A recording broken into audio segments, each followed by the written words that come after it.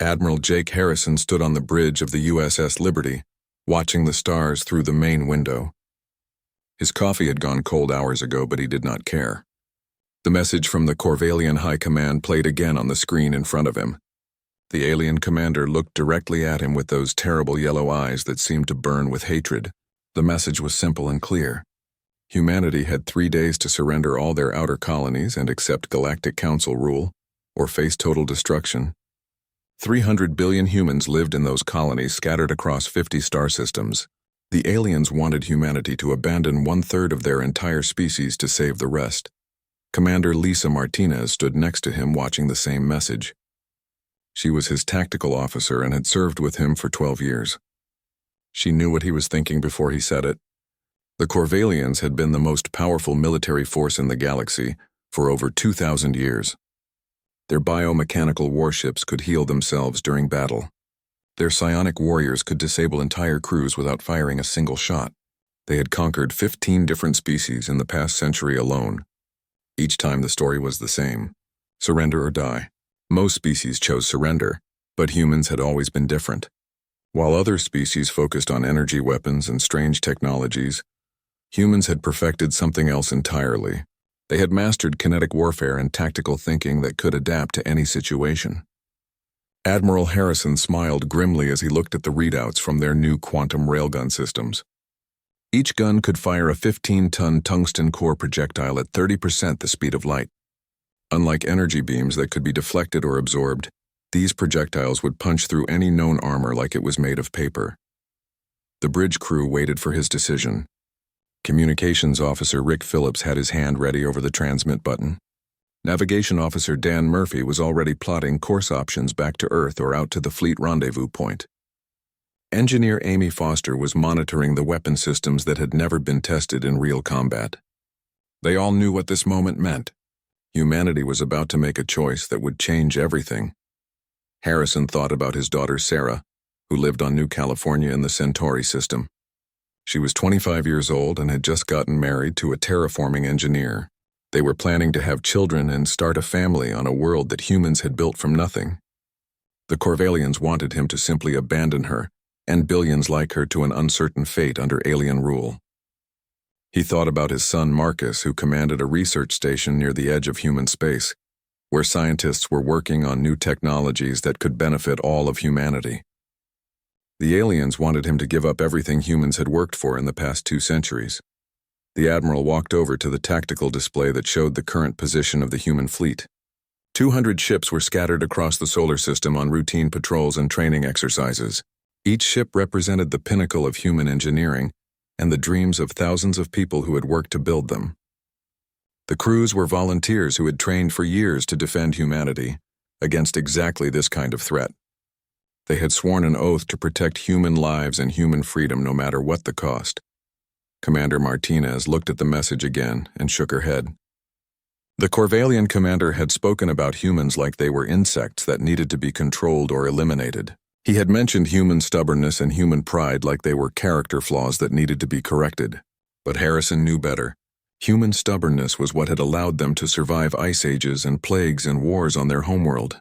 Human pride was what had driven them to reach for the stars when other species told them it was impossible. These were not weaknesses to be ashamed of, but strengths to be proud of. The Galactic Council had been watching humanity for 50 years ever since first contact. They had seen humans spread across dozens of star systems in just 2 generations. They had watched human technology advance at a rate that frightened older species who had remained unchanged for millennia. They had observed human military doctrine that emphasized speed and adaptability over raw power. The Council had decided that humans were too dangerous to be allowed to continue expanding freely. The Corvallians were their chosen instrument to bring humanity under control. Harrison knew all of this from intelligence reports that had been flowing in for months.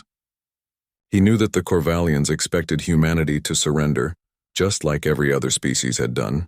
They had no idea what they were really facing. Human military academies studied the history of warfare going back thousands of years. Human officers learned from the mistakes and victories of generals and admirals from every continent and every era. Human soldiers trained not just to follow orders, but to think and adapt when faced with unexpected situations. The Admiral made his decision. He turned to Phillips at the communications station and spoke clearly, so everyone on the bridge could hear him. "Send a message to Earth Command telling them we are not surrendering. Tell them to begin evacuation of non-essential personnel from the outer colonies, but make it clear that we are not abandoning them. Then send orders to all fleet commanders to begin Operation Sledgehammer immediately." Phillips nodded and began typing the coded message that would change the course of galactic history. Operation Sledgehammer had been developed in secret over the past 5 years by the best tactical minds in the human military. It was based on principles that no other species in the galaxy had ever considered. Instead of trying to match the enemy ship or weapon for weapon, it focused on exploiting fundamental weaknesses in their approach to warfare. The Corvallians relied on their regenerative technology and psionic abilities to overwhelm opponents in close-range combat. They had never faced an enemy that could strike from extreme range with weapons that delivered more kinetic energy than their systems could possibly absorb. Martinez pulled up the fleet readiness reports on her console. Every ship was equipped with the new quantum railgun arrays that had been installed during recent maintenance cycles. The tungsten core projectiles were stored in reinforced magazines throughout each vessel. The targeting computers had been upgraded with new software that could calculate firing solutions for moving targets at relativistic speeds.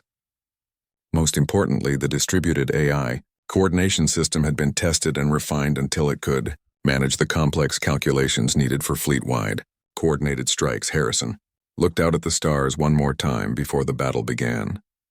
Somewhere out there beyond the edge of the solar system, a Corvallian armada was approaching. 800 ships carrying weapons and warriors that had never known defeat. They were coming to force humanity into submission, and they expected it to be easy. They had no idea that they were about to face something the galaxy had never seen before. They were about to discover that when humans were backed into a corner and forced to fight for everything they loved, they became the most dangerous force in the universe. Captain Ben Rodriguez received the encrypted message aboard the USS Thunderbolt while his ship was conducting routine patrol near the asteroid belt. The message was short but clear. Operation Sledgehammer was now active.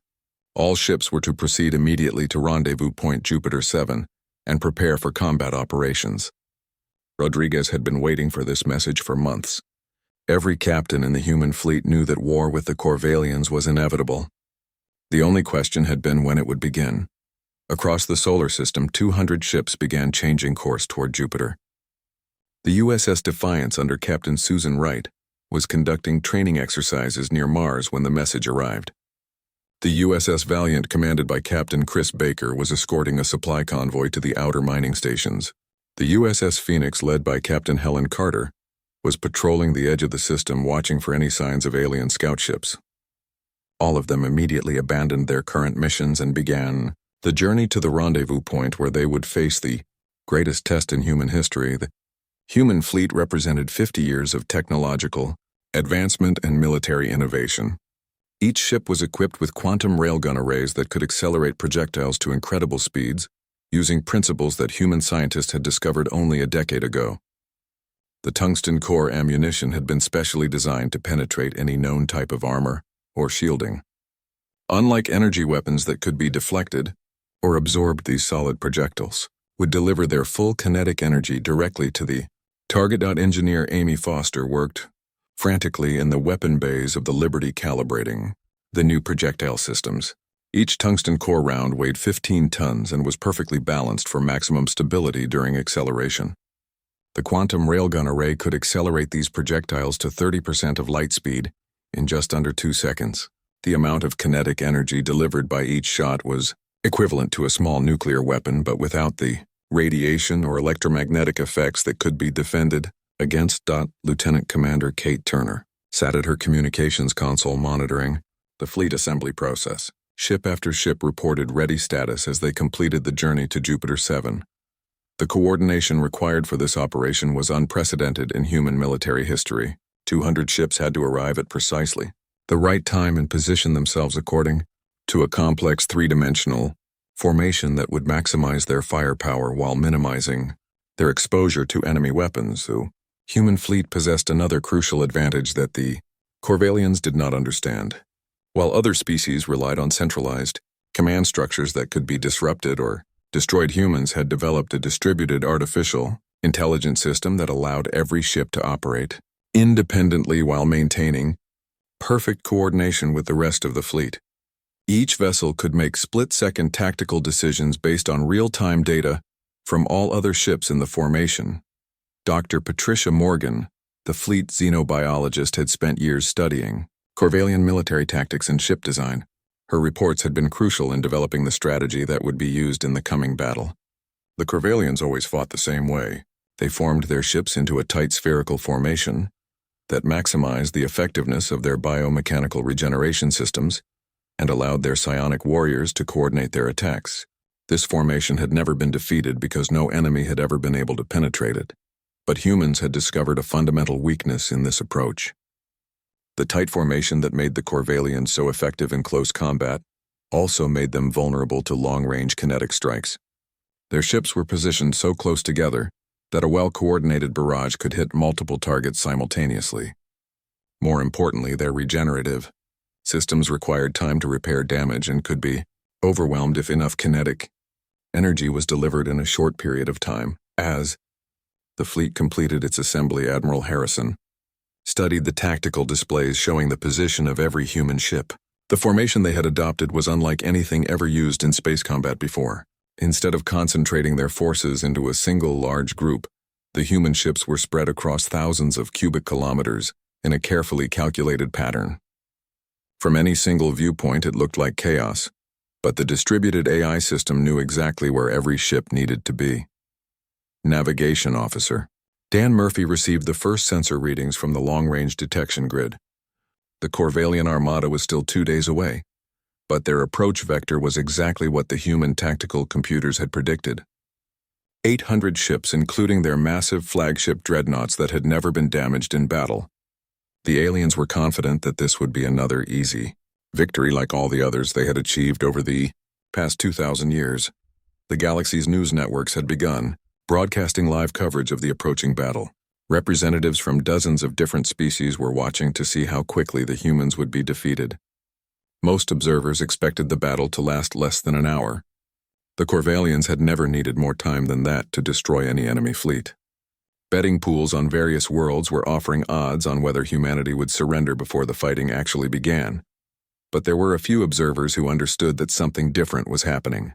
Species that had studied human history knew that humans had a tendency to surprise their enemies with unexpected tactics and innovative solutions to seemingly impossible problems. These observers had noticed that the human fleet was not positioning itself for a conventional engagement.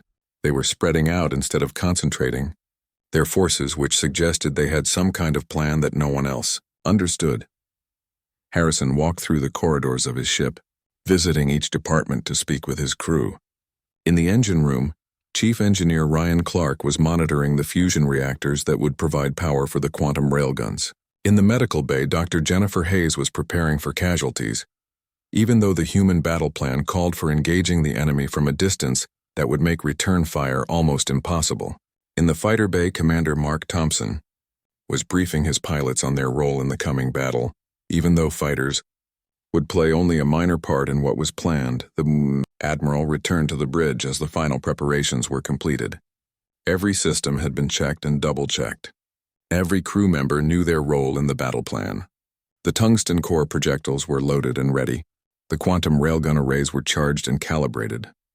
The distributed AI system was running final calculations for the coordinated strike that would determine the fate of humanity and possibly change the balance of power in the entire galaxy forever. The Corvallian Fleet Admiral Zenthak appeared on the main screen of every human ship simultaneously.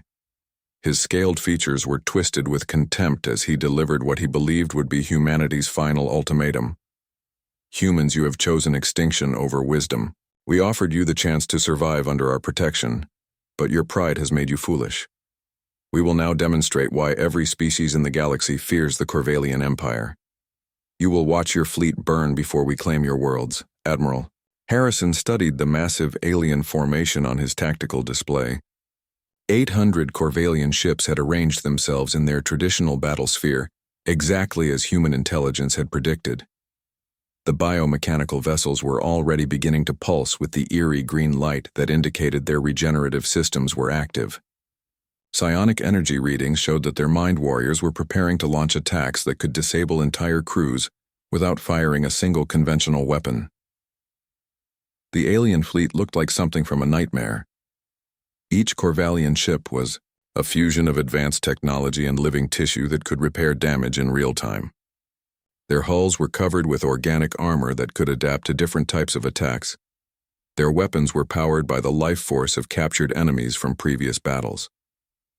For 2,000 years, this combination of technology and dark magic had made them unstoppable in galactic warfare. But Harrison was not impressed by their fearsome appearance. He had spent months studying every detail of Corvallian ship design and tactical doctrine. Their regenerative systems required enormous amounts of energy and could be overwhelmed if enough damage was inflicted in a short period of time. Their psionic abilities had limited range and worked best when the enemy was close enough for conventional weapons to be effective. Most importantly, their traditional formation assumed that any enemy would try to close distance for a standard energy weapon engagement. Navigation Officer Dan Murphy reported that the Corvallian fleet was moving into attack position exactly as predicted. They were maintaining their tight spherical formation and approaching at a speed that would bring them within conventional weapons range in 30 minutes. Their behavior showed that they expected the humans to either surrender immediately or attempt some kind of desperate close-range assault that could be easily defeated. Harrison activated the fleet-wide communication channel that connected him to every captain and crew member in the human force. All ships, this is Liberty Actual. The enemy is positioning exactly as our tactical analysis predicted. They expect us to fight like every other species they have conquered. They think we will try to match their energy weapons with our own or attempt some kind of heroic charge against their formation. They have no idea what we are really capable of. The human fleet suddenly began to scatter in what appeared to be complete chaos. Ships that had been in perfect formation moments before were now spreading out across thousands of cubic kilometers of space. To the Corvallian observers, it looked like the humans were panicking and trying to flee in all directions. Some alien commanders began laughing as they watched what they assumed was the complete breakdown of human military discipline. Lieutenant Helen Carter at the sensor station smiled as she monitored the alien reactions. Admiral, they think we are running away. Their formation is tightening as they prepare to pursue and destroy us ship by ship. Their confidence level is increasing and they are not taking any defensive precautions. They believe this will be the easiest victory in their military history, but what the Corvallians could not understand was that the human ships were not fleeing randomly. Every vessel was moving to a precisely calculated position that would give the fleet maximum firing angles while keeping them outside the range of alien psionic attacks. The distributed AI system was coordinating the movement of 200 ships in 3 dimensions, while calculating firing solutions for targets that would not be in position for another 25 minutes. The galaxy's news networks were broadcasting live coverage of what most observers expected to be humanity's final moments. Representatives from species that had been conquered by the Corvallians watched with grim satisfaction as another upstart civilization was about to be brought to heel. The betting pools that had been taking wagers on how long the battle would last were already paying out to those who had predicted human defeat in under 30 minutes. Fleet Admiral Zenthak was so confident of victory that he opened a communication channel to taunt the fleeing humans. Your ships scatter like frightened insects before the might of the Corvallian Empire. This is how all cowards die when they face warriors who have conquered the galaxy. We will hunt down each of your vessels individually and make examples of your crews that will serve as warnings to any other species that might consider defying us. Harrison listened to the alien taunts without changing expression. He knew that the Corvallian commander was making exactly the mistake that human tacticians had hoped for. By pursuing the scattered human ships, the aliens were spreading their own formation and reducing the effectiveness of their regenerative systems. More importantly, they were positioning themselves perfectly for the kind of coordinated kinetic strike that no species in galactic history had ever attempted. Commander Lisa Martinez reported that all human ships had reached their assigned positions. The quantum railgun arrays were charged and ready to fire. The tungsten core projectiles were loaded, and the targeting computers had locked onto their designated targets. The distributed AI system had completed its calculations and was ready to coordinate the simultaneous strike that would determine whether humanity survived as a free species or became another footnote in Corvallian military history. Harrison looked at the tactical display one final time. 200 human ships were positioned in a three-dimensional web that surrounded the approaching Corvallian formation. Every angle of attack had been calculated. Every possible escape route had been covered. The aliens were moving directly into the most sophisticated trap ever devised by human military science. In 60 seconds, they would discover that their 2,000 years of galactic dominance were about to come to an abrupt and violent end. Fire Admiral Harrison commanded quietly. The single word was transmitted simultaneously to every human ship in the fleet through the quantum communication network. 200 vessels opened fire at exactly the same moment, creating the most coordinated military strike in the history of galactic warfare. Instead of the bright energy beams that other species used, the human weapons produced only brief flashes as quantum railguns launched their devastating payloads across the void of space. The tungsten core projectiles crossed the distance between the human fleet and the Corvallian formation in just under 4 seconds. Each round weighed 15 tons and was traveling at 30% of light speed, carrying kinetic energy equivalent to a small nuclear weapon. The distributed AI system had calculated the firing solution so precisely that every projectile arrived at its target within milliseconds of all the others, creating a perfectly synchronized barrage that struck the alien fleet from every direction. Simultaneously, the galaxy watched in stunned silence as the Corvallian ships began to vaporize. The first volley struck the outer edge of their formation with devastating effect. Biomechanical hulls that had withstood energy weapons for centuries simply disintegrated under the impact of solid projectiles moving at relativistic speeds. The organic armor that could adapt to different types of attacks was useless against weapons that delivered more kinetic energy than the ships could possibly absorb. Fleet Admiral Zenthak watched in horror as his mighty armada was torn apart around him. Ship after ship simply vanished in explosions of debris and superheated plasma. The regenerative systems that had made Corvallian vessels legendary were completely overwhelmed by the sheer amount of energy being delivered by the human weapons. Vessels that had survived battles against entire fleets were destroyed so quickly that their crews had no time to even send distress signals, Commander. Chris Baker, monitoring the tactical display aboard the USS Valiant, could hardly believe what he was seeing. My God, Admiral, their entire center formation is gone. We just destroyed over 300 ships in a single volley. The targeting computers are already calculating solutions for the second strike. The remaining alien vessels are trying to scatter, but they are still within our firing envelope. The surviving Corvallian ships attempted to break formation and escape, but the human AI coordination system had already predicted their likely movements.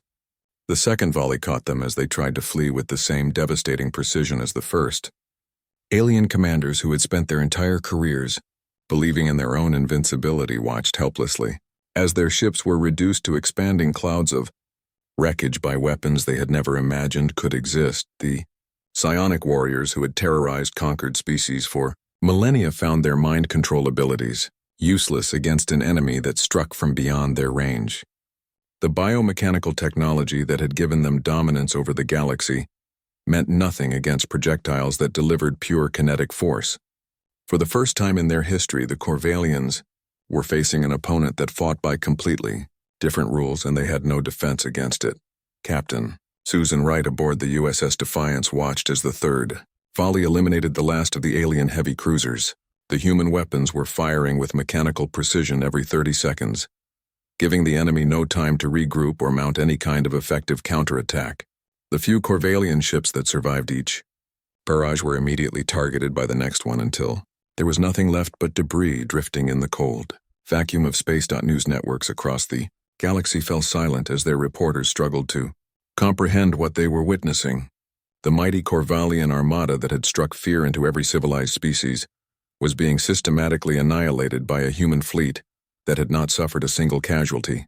The betting pools that had been offering odds on human defeat were now frantically trying to calculate payouts for an outcome that no one had considered possible. Fleet Admiral Zenthak tried desperately to rally his remaining ships for some kind of counterattack, but the human vessels remained frustratingly out of range of his weapons. The few psionic attacks that his mind warriors managed to launch dissipated harmlessly across the vast distances that separated the two fleets.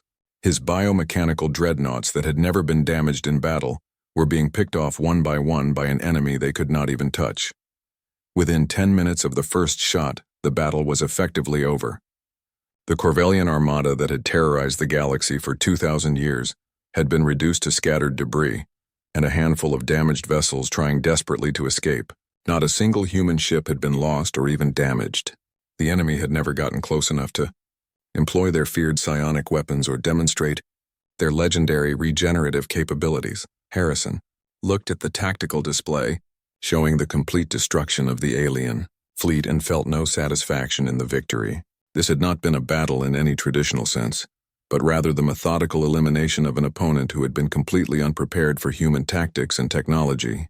The Corvellians had expected another conventional engagement like all the others they had won throughout their history. Instead, they had encountered something entirely new and devastating. Communications officer Rick Phillips reported that they were receiving surrender transmissions from the few surviving Corvellian vessels.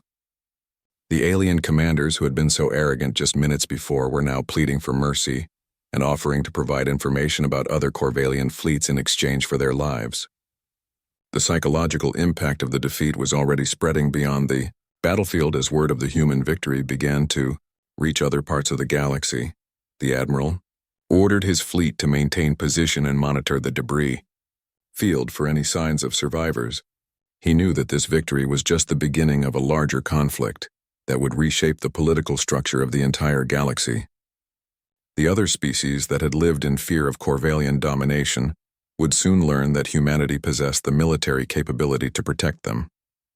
The age of energy weapons and mystical technologies was ending, and the era of human tactical superiority had begun. In the hours following the battle, the galaxy's communication networks buzzed with panic and disbelief.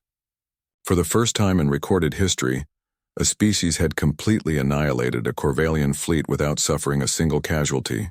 The implications were staggering for every civilization that had lived under the shadow of alien domination for centuries. News of the human victory spread faster than light through quantum communication relays, reaching every corner of known space within hours. Captain Helen Carter, commanding the USS Phoenix, received the first surrender transmission from the Zephyrian Empire just 4 hours after the battle ended. The Zephyrian High Council, which had demanded humanity's submission just days before, was now offering to place their entire military under human protection in exchange for defense against potential Corvellian retaliation. Similar messages began arriving from dozens of other species as word of the human victory continued to spread. The Galactic Council that had authorized the Corvellian attack on humanity convened an emergency session on the neutral world of Xerion Prime. Representatives from 37 different species gathered to discuss the new reality that humanity had created. For 2,000 years, the Council had maintained order through fear of Corvellian military supremacy. Now that supremacy had been shattered by a species that most Council members had considered primitive and insignificant, Admiral Harrison stood in the briefing room aboard the Liberty as reports continued to arrive from across the galaxy. Intelligence Officer Rick Phillips handed him a datapad containing surrender offers from 12 different species, including some that had been allies of the Corvellian Empire for centuries. The psychological impact of the victory was spreading far beyond what anyone had anticipated as entire civilizations reconsidered their political allegiances. The Crystalline Collective, which controlled several important trade routes, sent a formal request for human military advisors to help reorganize their defense forces. The Neural Web Alliance offered to share their advanced computer technologies in exchange for access to human tactical doctrine. The Plasma Lords, who had been among the most feared warriors in the galaxy before the Corvellian conquest, asked for permission to study human weapons and training methods. Harrison received a priority message from Earth Command informing him that diplomatic teams were being assembled to handle the flood of requests for alliance and protection that were arriving at human colonies throughout the galaxy. The victory had transformed humanity from a minor frontier species into the dominant military power in known space practically overnight. The responsibility that came with this new status was enormous and would require careful management. Dr. Patricia Morgan, The fleet xenobiologist was already preparing detailed reports on the long-term implications of the battle. "Admiral, we have demonstrated that superior technology and mystical powers mean nothing against human ingenuity and tactical thinking. Every species in the galaxy now understands that the age of energy weapons and exotic abilities is ending. They are all going to want to learn how to fight the way humans fight." The Corvallian Empire itself was beginning to collapse as vassal species declared independence under human protection. Worlds that had been forced to provide tribute and soldiers to the alien conquerors were now refusing to cooperate with any remaining Corvallian authorities. The few surviving Corvallian commanders were finding themselves isolated and outnumbered. As their empire crumbled around them, Harrison walked to the observation deck and looked out at the debris field where the mighty Corvallian Armada had been destroyed. The twisted wreckage of 800 ships drifted silently through space, serving as a monument to the effectiveness of human military innovation. Ships that had terrorized the galaxy for centuries had been reduced to scrap metal in less than 15 minutes by weapons and tactics that no other species had ever imagined.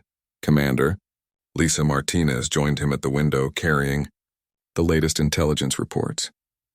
"Admiral, the psychological effects are spreading faster than we anticipated. 3 more Corvallian client states have declared independence in the past hour. The Void Hunters are requesting permission to join a human-led alliance. Even some of the more powerful species like the Star Weavers are asking for diplomatic meetings to discuss mutual defense agreements." The technological innovations that had been developed for the battle were already leading to breakthroughs in peaceful applications. The quantum railgun technology could be adapted for launching cargo containers between star systems at unprecedented speeds. The distributed AI coordination system could revolutionize everything from space traffic control to planetary resource management. The materials science advances that had made the tungsten core projectiles possible were opening new possibilities in construction and manufacturing. Within a week of the battle, formal representatives from the Galactic Council arrived at the human fleet position, carrying proposals for a complete restructuring of galactic government. The council that had demanded human submission was now asking humanity to take a leadership role in maintaining peace and order throughout known space. The irony was not lost on Harrison that the species they had tried to destroy was now being asked to save them from chaos.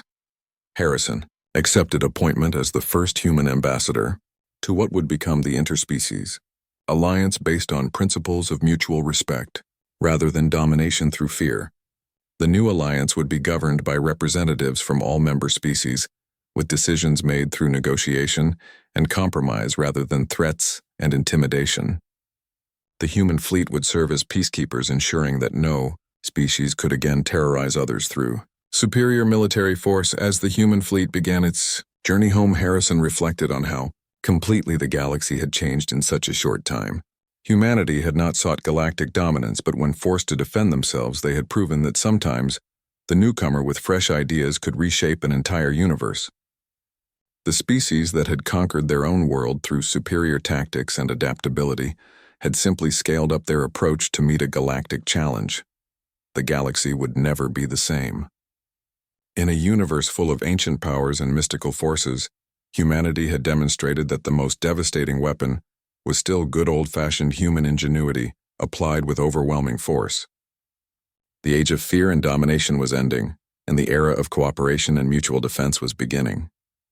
The galaxy had watched in silence as humanity erased an entire armada, and now they understood that the future belonged to those who could adapt and innovate rather than those who relied on tradition and terror.